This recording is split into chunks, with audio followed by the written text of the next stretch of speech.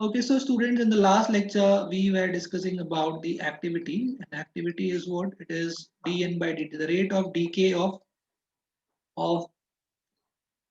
the nuclei. ठीक है, अनडिकेड radio active nuclei का जो रेट ऑफ डीके है, that is the activity. And वो कितना आया था? Minus lambda N, because this rate D N by D T is actually proportional to N. ये हमने काफी डिस्कस कर लिया है. तो यहाँ से आप देख सकते हो कि जो एक्टिविटी है, एक्टिविटी को आप बोल सकते हो मॉड, अगर आपको उसका मैग्नीट्यूड निकालना है, mod of D N by D t और mod of minus lambda N.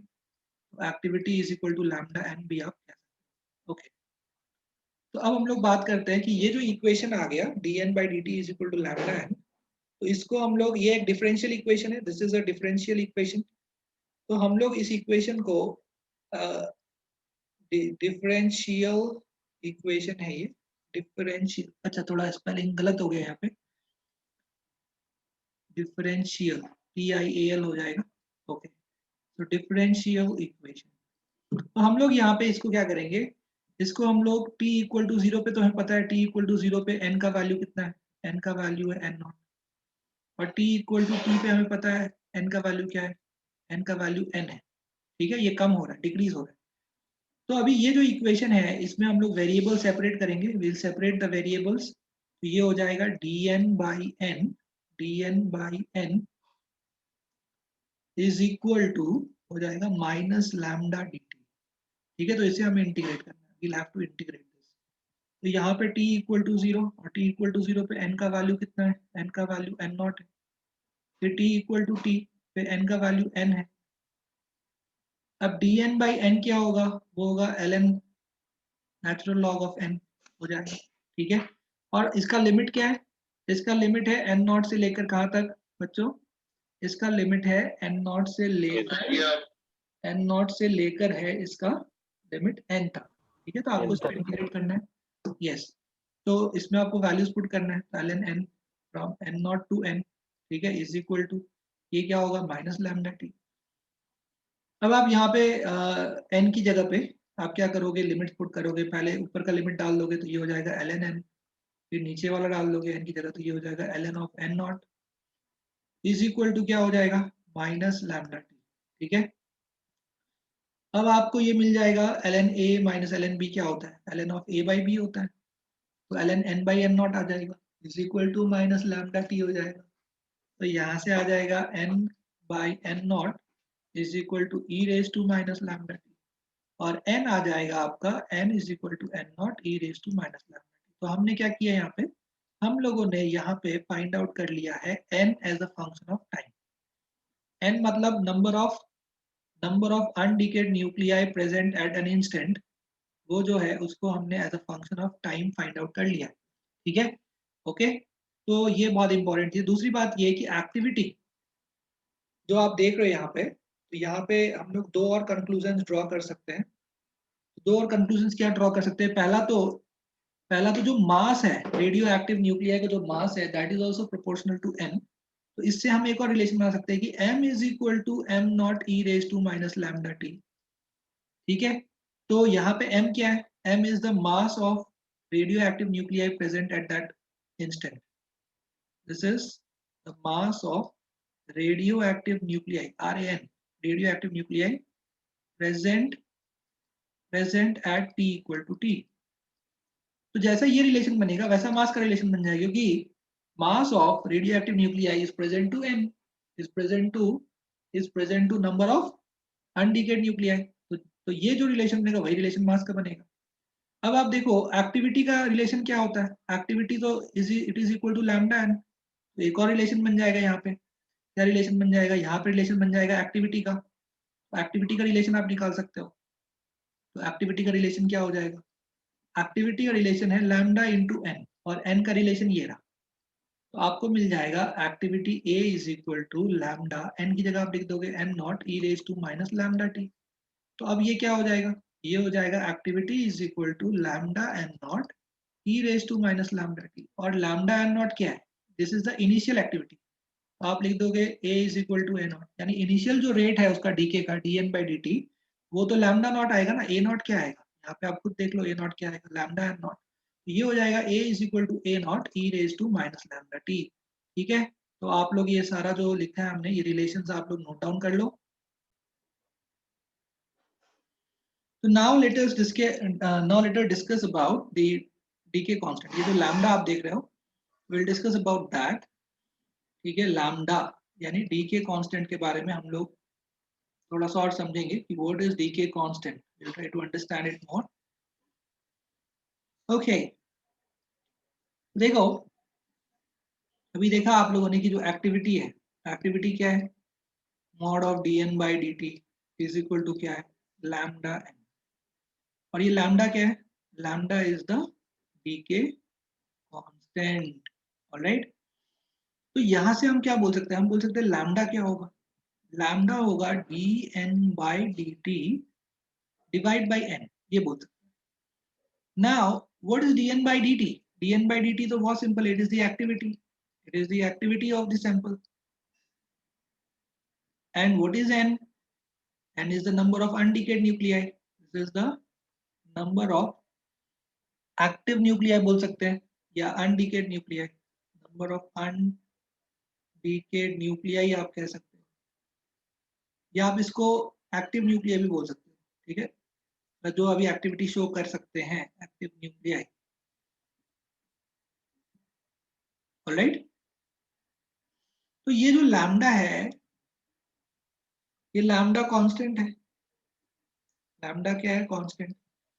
और लैम्डा का मतलब क्या है, लैम्डा का मतलब है activity per nuclei of radioactive element. इस रिलेशन से हम लोग बोल सकते हैं, from this relation we can say what is lambda. Lambda का डेफिनेशन कह सकते हैं। तो लैम्डा इज बेसिकली, लैम्डा जो है it is basically the activity, okay, this is the activity per nuclei, this is basically the activity, activity मतलब dn by dt। देखो dn by dt पर nuclei, okay, dn by dt यानी activity per nuclei of the radioactive element, of the radioactive element, this is lambda. And what is the use of lambda, मतलब lambda का काम क्या है, let us try to understand that. Lambda का जो काम है, it is basically, it is a measure of stability of a radioactive element. It is a measure of the stability of a radioactive element।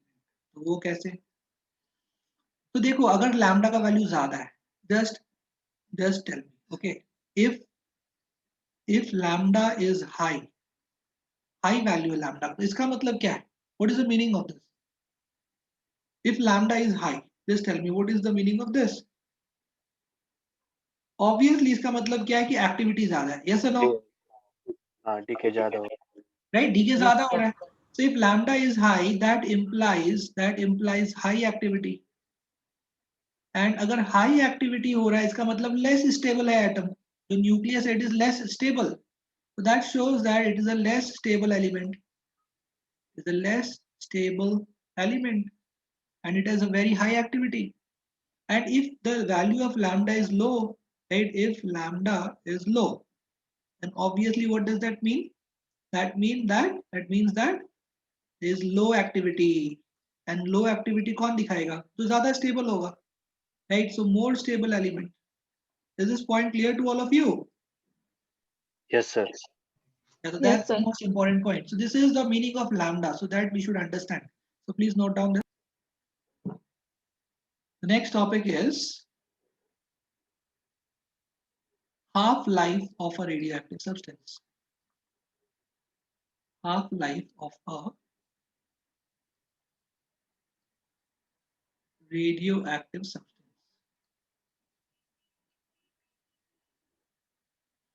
okay, so what is this, let us understand। बहुत simple topic है, it's a very simple topic.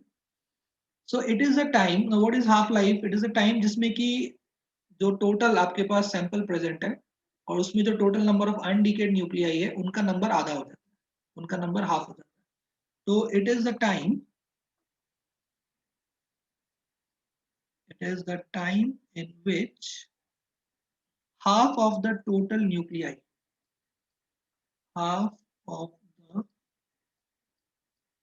total undecayed nuclei बोल सकते हैं, half of the total undecayed nuclei in a sample will decay, will decay. तो अगर मान लो 100 unstable nuclei है अपने पास, तो 100 में 50 जितने टाइम में डीके हो जाएगा, उस टाइम को हम लोग कहते हैं हाफ लाइफ। उस टाइम को हम लोग क्या कहते हैं? हाफ लाइफ कहते हैं। तो एक एग्जांपल के तौर पे हम लोग यहाँ पे ले लेते हैं, let us take this for example that for a radioactive element, if at t equal to 0, मान लो n is n naught, and जो हाफ लाइफ होगा यानी t is equal to T half जो होगा, तो t हाफ पे n कितना हो जाएगा बताओ?